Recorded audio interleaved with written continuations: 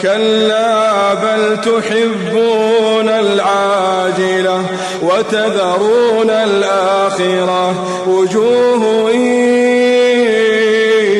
يومئذ ناظرة إلى ربها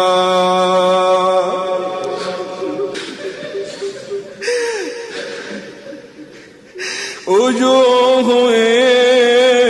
يومئذ ناظرة إلى ربها ناظرة إلى ربها ناظرة إلى ربها ناظرة ووجوه